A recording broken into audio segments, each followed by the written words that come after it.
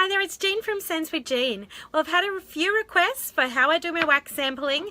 I used to chop them all up and put them in little molds and melt them in the microwave, make little cute shapes, but far out, man, I don't have time for that these days. I am a busy lady. So, now this is the cheats way to do wax sampling. What you are going to need is a chopping board dedicated to wax. I'm going to do two different wax samples. We're going to focus on Crimson Pudekower. This is an exclusive fragrance for our region. I just popped it on a post the other day and said, wow, this smells just like home for lots of our Kiwis. And so loads of people went, oh gosh, I want some of that. I want some Crimson Pudekower action. And so then I was caught short because I didn't have any samples ready. So that's a tip. Only offer samples you have ready. Okay, so that's my standard cut there if I'm going to be generous. Okay, so with this I get just get 2 samples out of each cube. If I'm posting it and I'm going to be a bit tighter because it costs money to post all these, I'm going to cut them again. Okay, and so really people just want an idea of the fragrance. They don't need a big hunk of wax. Okay, so then I just cut that again, and so I'm getting 4 samples out of each cube there. So that is my cheats version of wax sampling. And then we have little bags here.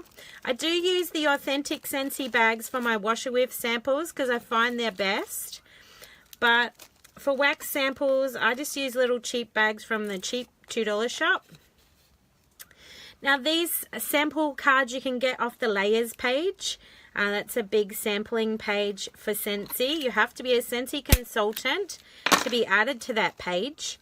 Now, I know it looks a bit untidy to do it this way with the opening part at the end, but you need to think about the person who's actually using this wax sample. They're simply going to want to open it from this end and get the wax straight out.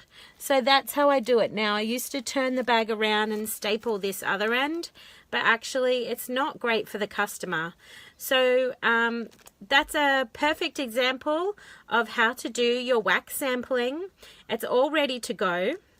And I'm going to put all these little guys in little baggies, which I won't bore you with that.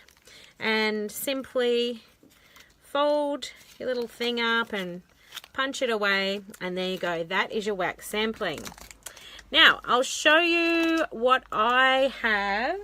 I like to have samples ready to offer.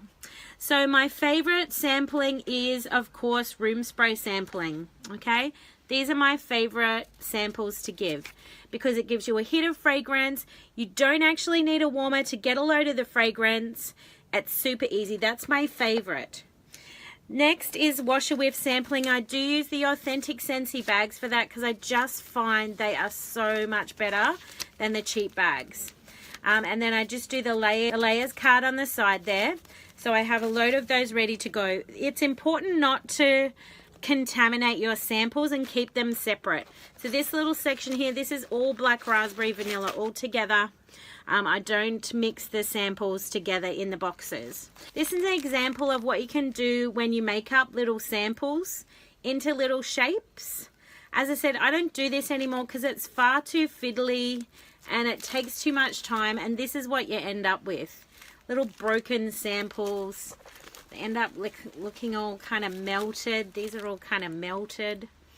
It's not a great look. So I don't do that anymore. I will hand those ones out because they have been, you know, nicely put together.